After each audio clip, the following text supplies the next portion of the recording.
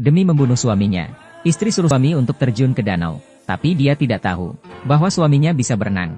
Kemudian dia melihat tebing. Dia meminta suaminya untuk terjun. Saat suami mendekati tebing, dia melompat dengan tanpa pikir panjang. Kemudian dia pingsan. Dia sedang merekamnya. Dia suka mempermainkan suaminya. Tapi tiba-tiba dia menyadari sesuatu. Saat bersenang-senang, dia lupa bahwa dia tidak bisa mengemudikan kapal. Dia juga tidak bisa berenang. Sekarang dia terjebak di kapal. Dia seperti kecebong yang terjebak. Dia yang tak berdaya panik. Dia mulai mencari suaminya. Tapi tidak ada siapapun di sekelilingnya. Permukaan airnya sangat tenang. Dia duduk di kursi dan menangis. Terlihat jelas bahwa dia menyesalinya. Hari sudah siang. Dia mencoba menghidupkan kapal dan mengemudikannya. Dengan sedikit mengutak-atik, jangkar kapal pesiar itu terangkat. Lalu dia menekan tuasnya. Mesin kapal pun menyala. Dia berhasil berputar-putar. Tapi dia yang panik tidak bisa mengemudi. Dia tidak cukup pintar. Dia bergegas meminta bantuan. Tapi tidak ada jawaban. Dia tidak boleh ragu. Dia mencabut kuncinya. Tapi kunci itu jatuh ke danau. Dia tidak bisa membawa kapal ke tepi. Entah sudah berapa lama. Langit menjadi semakin gelap. Dia bangkit dan melihat ke kejauhan. Sebuah awan gelap datang. Ini pertanda datangnya hujan badai. Dia tidak ada waktu lagi. Dia mencoba melompat ke laut. Tapi dia terlalu takut. Ketika sampai ke haluan kapal, dia melihat sebuah pelampung. Dia melemparkannya ke dalam air. Setelah ragu-ragu, kapal semakin jauh dari pelampung. Air danau bergerak terlalu cepat. Saat dia ingin melompat ke dalam air, pelampung itu sudah menjauh. Dia sekarang putus asa. Dia masuk ke dalam kabin. Dia berharap lambung kapal akan melindunginya. Perahu mulai bergoyang tak menentu. Dia meringkuk dan menunggu mati. Lambung kapal menabrak batu. Kabin berguncang dan kemasukan air. Dan di depan ada air terjun. Kapal dia terjun ke bawah. 1 malam berlalu. Wanita itu tersapu ke batu karang. Ketika bangun, dia mencari tasnya.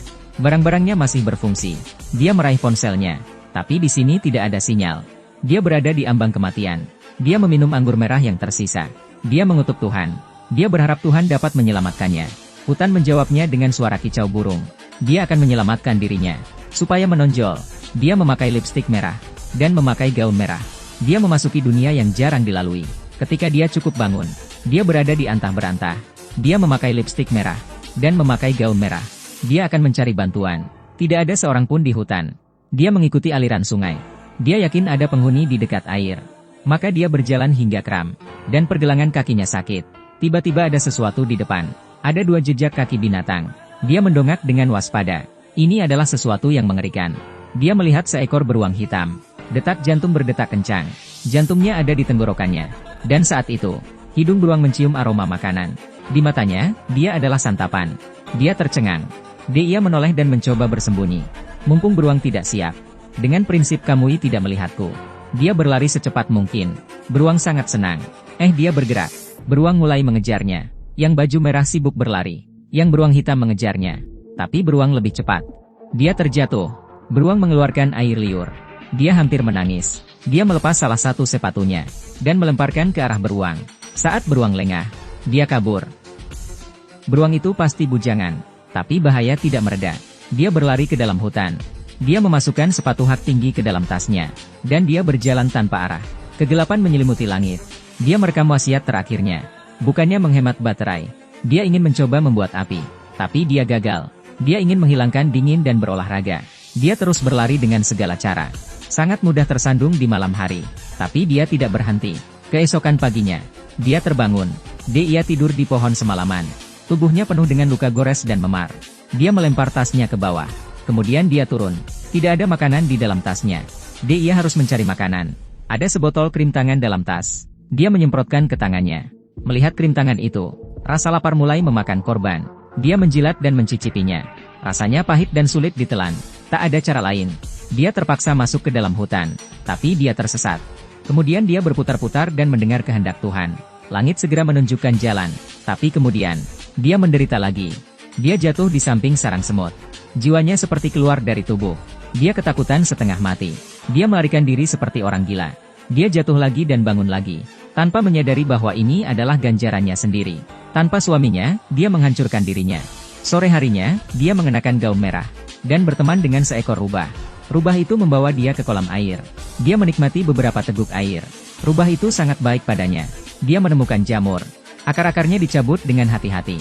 Dia mencuci tangannya dengan parfum. Dia mengambil sepotong jamur. Dan memakannya. Dia mengunyah perlahan. Ternyata rasanya enak. Namun, setelah memakannya dia sakit. Dia bahkan tidak tahu kapan dia pingsan. Dia menemukan sebuah tongkat.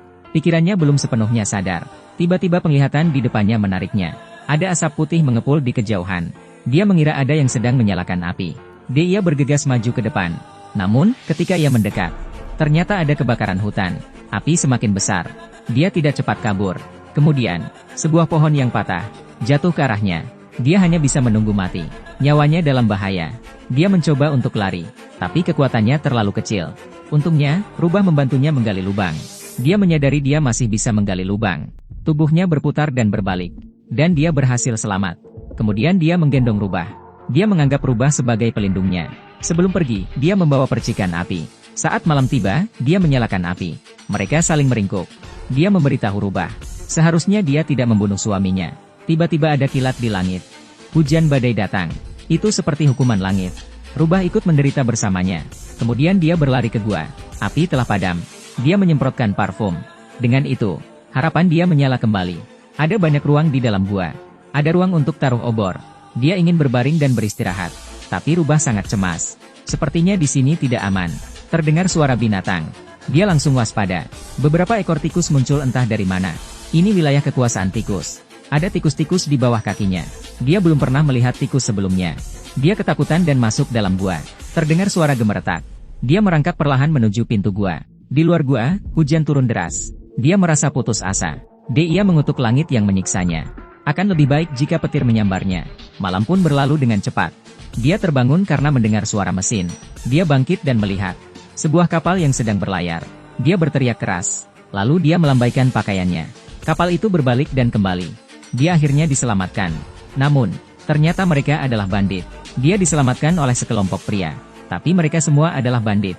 Mereka heran melihat wanita di sini. Mereka bertanya apakah dia punya teman. Karena takut ceritanya terbongkar.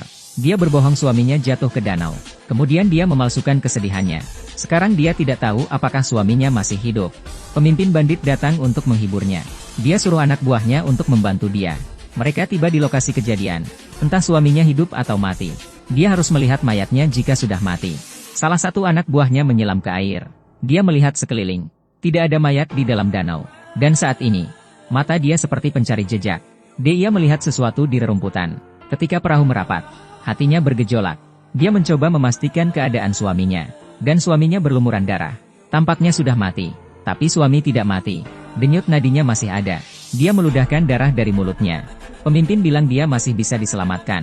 Dia sangat panik. Dia tidak mungkin menelantarkan suami. Dia berlutut dan memohon mereka untuk menyelamatkannya. Suami adalah segalanya. Suami adalah hartanya. Tapi pemimpin bandit tidak ingin menyelamatkannya. Dia memberi isyarat untuk menyeret dia pergi. Dia ingin seorang istri muda. Ada seorang wanita sudah siap di depannya. Dengan membunuh suaminya, dia akan mendapat istrinya. Suami tidak bisa membayangkan. Meskipun hidup hanya sekali, ternyata akan mati 2 kali. Tiba-tiba seseorang lewat dan mengganggu pemimpin. Anak buah buru-buru menahan dia. Mulutnya disumpal. Teriakan minta tolongnya tidak didengar. Para bandit melambaikan tangan ke arah danau. Mereka sangat waspada terhadap penjaga hutan. Mereka takut penjaga hutan akan berbalik. Bawahan mengikuti perintah.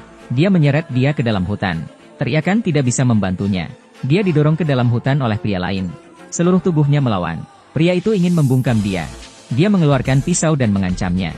Jika terus berteriak dia akan menusuknya. Dia perlahan-lahan setuju. Pria itu membuang pisaunya. Tiba-tiba ada rasa sakit yang tajam di punggungnya. Pria memuntahkan darah. Saat itu dia dalam keadaan syok. Ternyata ada orang yang menyelamatkan nyawanya. Kemudian dia ditarik pergi. Mereka harus kabur. Kedua wanita itu segera kembali ke kapal. Mereka segera kabur. Bandit mengejar mereka. Penjaga hutan dengan tenang mengemudikan perahu. Melihat mereka semakin menjauh, bandit mengeluarkan senapan berburu. Pemimpin memerintahkannya untuk menembak. Itulah cara untuk menghentikan mereka. Suara tembakan membuat dia takut. Dia memohon penjaga hutan untuk berhenti. Dia ingin menyerah saja, tapi penjaga terus melarikan diri. Apa kau sudah gila? Jika berhenti sekarang, salah satu dari kita pasti akan mati. Dia mengutuk dia karena kebodohannya. Dia bergegas mendaratkan kapal. Keduanya melarikan diri ke pantai. Saat itu perahu mereka karam. Dia disuruh mengambil perlengkapan bertahan hidup. Mereka melarikan diri ke dalam hutan. Untungnya mereka tidak terluka. Penjaga hutan mengenal hutan itu dengan baik. Entah sudah berapa jauh, dia tidak bisa berjalan lagi. Hidup di hutan belantara ini, membuatnya terkena tekanan mental. Dia berada di ambang kehancuran. Dia menyerah dan berbicara omong kosong. Dia berkata dia tidak ingin terus berlari. Kemudian dia terduduk kelelahan. Ketidakjelasan dia membuat penjaga marah. Dia sangat marah. Dia berbaik hati menyelamatkan dia. Tak disangka, bukannya berterima kasih, malah komplain pada dirinya. Dan sekarang dia menjadi beban. Kebencian mereka meledak. Lalu mereka bergulat. Penjaga ingin mencekik dia, tapi dia melunak. Dia didorong ke samping. Dia berpikir dia tidak bisa berunding dengannya. Untuk menyelamatkannya, penjaga menggunakan kekerasan untuk membuatnya mengerti. Mereka berdua berada di situasi yang sama. Mereka harus bekerja sama, padahal sebelumnya mereka seimbang. Saat ini dia dipukuli. Selama beberapa menit, dia menyadari bahwa penjaga tidak lemah. Kepalanya kembali berfungsi. Mungkin mereka benar-benar bisa lolos. Mereka berdua sedikit lelah. Demi menenangkan dia, penjaga berjanji padanya dia akan menyelamatkannya. Mereka saling berpelukan dan memaafkan. Mereka sampai di kolam air untuk membersihkan badan.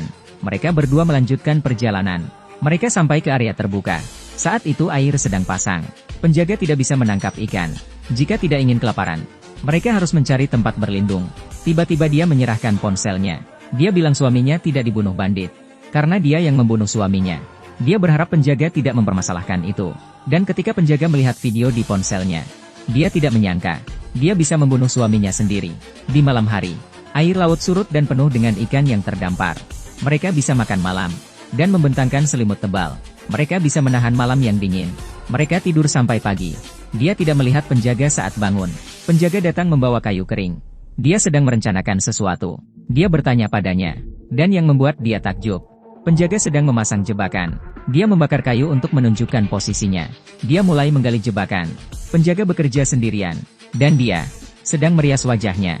Setelah sang penjaga membereskan semuanya, dia menyalakan kayu bakar. Dia membuat asap tebal sebelum dia pergi. Jebakannya sudah lengkap. Para bandit melihat asap itu. Mereka akhirnya datang, tapi mereka akan segera putus asa. Istri ingin membunuh suaminya. Dia suruh suami untuk melompat dari tebing. Suami terjun ke dalam air dan menghilang. Dan dia terdampar sendirian di antah berantah.